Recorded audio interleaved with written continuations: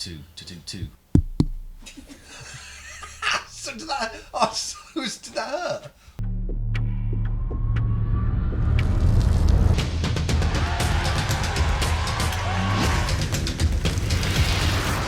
Hello, coming up on today's show, new team kits, new race routes, World Cup Cyclo-Cross and GCN Does Cyclo-Cross. We've got Marginal Pains, we've got Strava, comment, caption, club and tweet of the week, and Extreme Corner.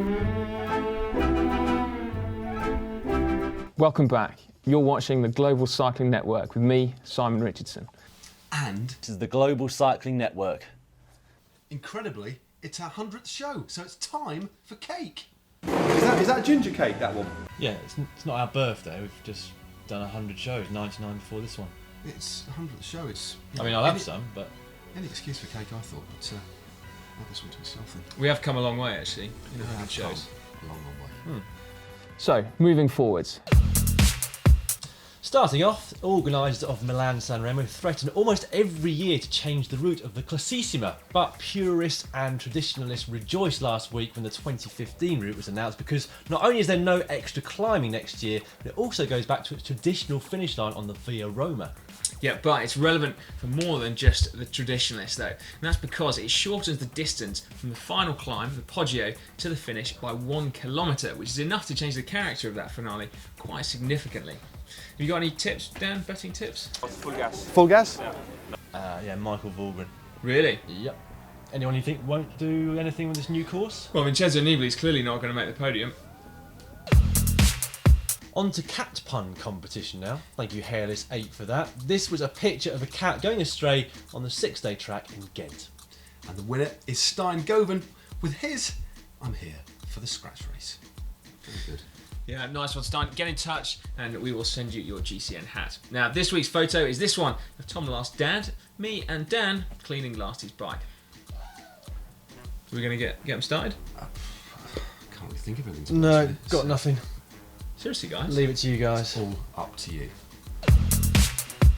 At last, some refreshing and imaginative kit to add some flair and colour to the pro peloton. Last week, M10-Qhubeka, the African Pro Continental squad, unveiled their new kit at the team's first get-together in South Africa. Yeah, gone is the primarily black and yellow kit in favour of black and white vertical stripes with the sponsors' logos in 2 distinct boxes on the chest. And the rider's initials are going to be on the back of the jersey for easier identification. And this one definitely gets the thumbs up from me. What about you guys? I love it. It's I think it stands out. It's completely different to any other kit on the pro peloton at the moment. It's great. Yeah, I like it. Good nice work. one, MTN. Darrel Hill, the winner of the GCN cycling kit in our grand survey, has sent us this great photo of him testing it out in one of his club's spin sessions. So thanks very much, Darrel. You are looking very cool. And also, let's give a shout out to his club, the Navy Tridents. And if any of you are looking to purchase the GCN kit or you want to buy it as a Christmas present for somebody else, then you can find a link in the description below this video so you can do exactly that. It's been a while, mate, since you lined up on a cyclocross start line. How does it feel? There's a few guys for you to pick off. Yeah, I can't see the front of the grid from here. No, neither can I. It's going to be good fun. As always at this time of year, it was a busy weekend for the World Cyclo-Cross pros. Saturday saw the first World Cup to take place outside of mainland Europe in the mud of Milton Keynes in the UK. Now, despite the fact that it was a super technical course with loads of running, both the men's and the women's races were still really tight and came down to the wire. In the men's, it was Kevin Powles that took the win ahead of Klaas van Toornout, his teammate, and Francine Murray was third. That was an absolutely thrilling finale to the women's race, and it was Sani Kant in a photo finish that just edged out American Katie Compson, with Nikki Harris coming home in third. The following day, the B-Post Bank Trophy resumed in Hammer, Belgium, and Sani Kant made it 2 from 2 for the weekend, and in fact that was her 3rd victory in the series. She edged out Ellen Van Looy with Helen Wyman in 3rd place. In the men's race, well, that was dominated by the young guns. Eventually Wout van Aert came out on top, sprinting ahead of Mathieu van der Poel in what was a really tight, tactical and fast race.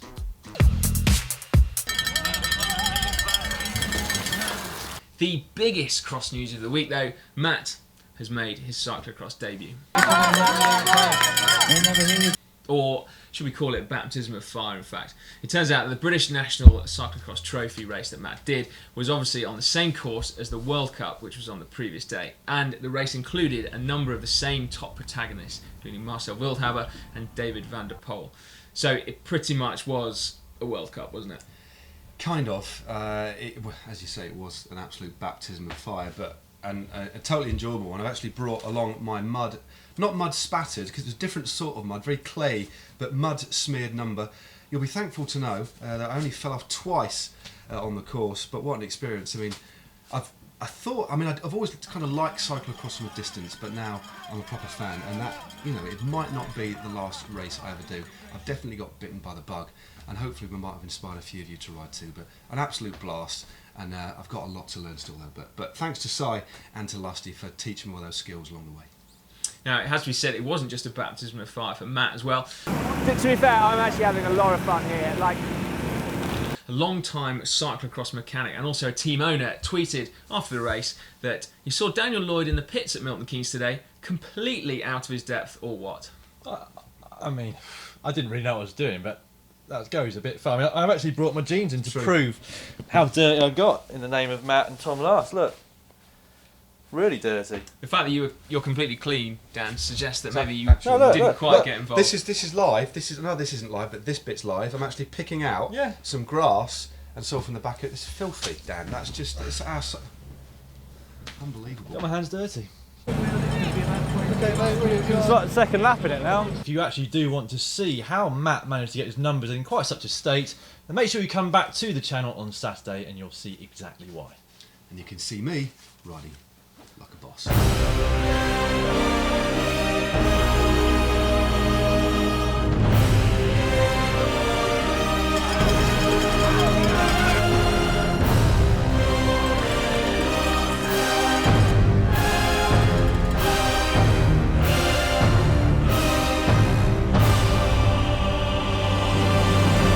That's overtaken someone! Some more great riding by you lot in the Strava Club over the last week. Mike Fraser did the longest overall riding and actually did over 200 kilometres on Thanksgiving Day alone. David O'Sullivan did the longest individual ride. We'd love to know where you actually did that. And finally, Renato Correa did over 24,000 metres of climbing in Portugal. A special mention goes to Brian Toon, a regular on our leaderboards. Now, he Everested his local climb of Carl Daly an incredible 57 times. If you want to find out more about what Everesting is, I suggest you Google it. Now, we did actually try and find out to see whether Carl Daly is a real climb, but we couldn't, so we're just keeping our fingers crossed that it's not in actual fact the name of his mate. Yes. Yeah. Anyway, we also had a future World Tour pro on our leaderboards this week. Jack Haig, who signed for Orica Green Age for 2016, was actually on a training camp with his future team, and he's notched up a comfortable third place in the climbing competition. Yes, and before we finish with Strava for this week, we're going to actually go back to last week because T. Dot, who I think we found out his name.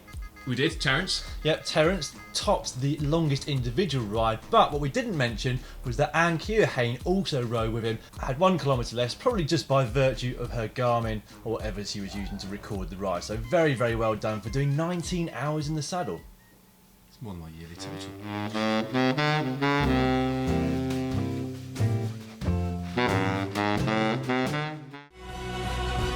Live from the red carpet, welcome to the first annual GCN Awards. A very quick reminder now that the poll is up and voting is well underway for this year's GCN Award Show. There's a link in the description below this video if you haven't done it already, and it will close on the 8th of December, Monday, so get voting. Tried to invoke Matt, I couldn't work it out.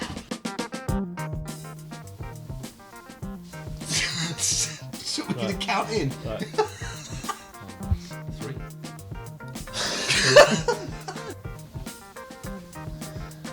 What's your marginal pain? That was grotty.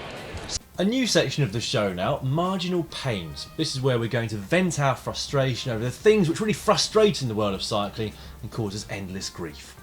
You know, why do some riders insist on wearing a peak cap underneath an aerodynamic helmet with the peak turned up? I do that.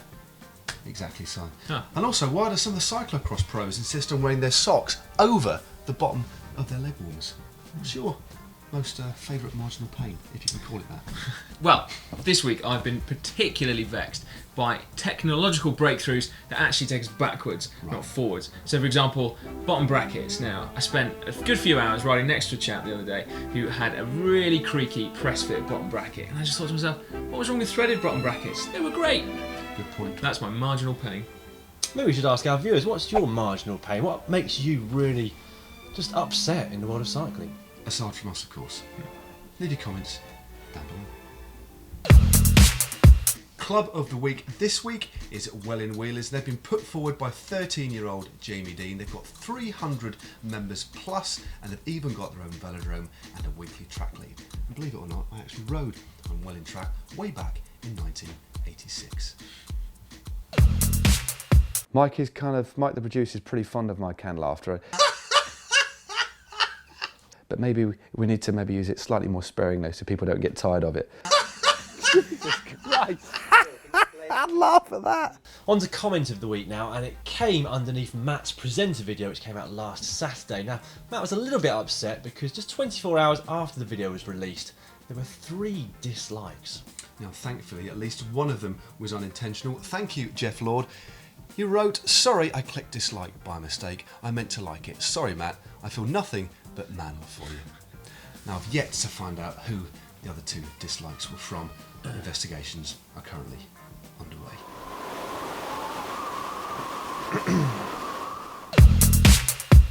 Subscriber Me and My Bike Friends commented that our coming up on the channel segment was slightly flawed, given that of the 7 videos that we were advertising, 2 had already come out. And why didn't we just advertise what was coming up next week instead?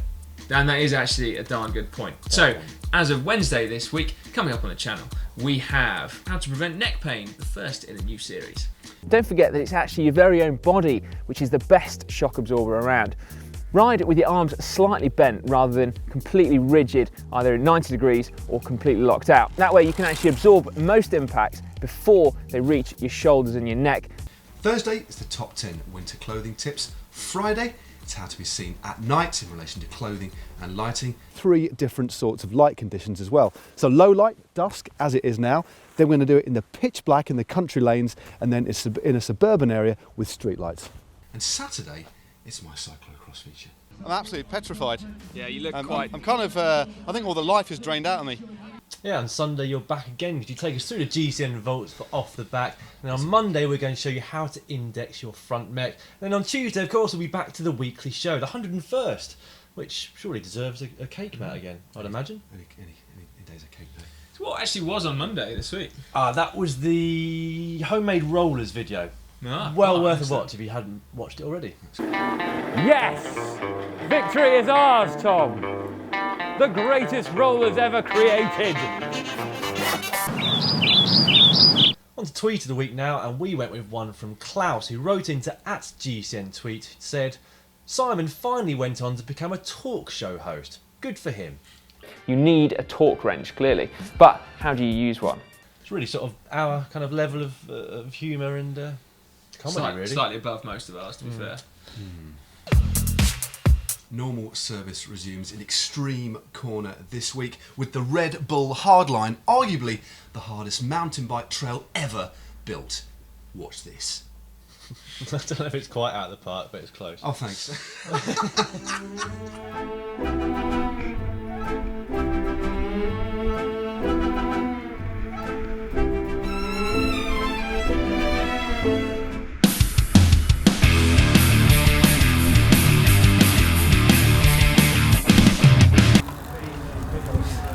That was pretty epic.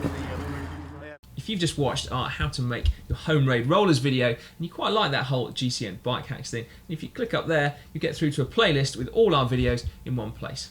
And if you, like us, are stuck in some dark and dingy weather at the moment, training on your indoor trainer, then why not make it a little bit more interesting by training along with us? Click down here. And remember, if you like this video, click like and don't forget to share with your friends too.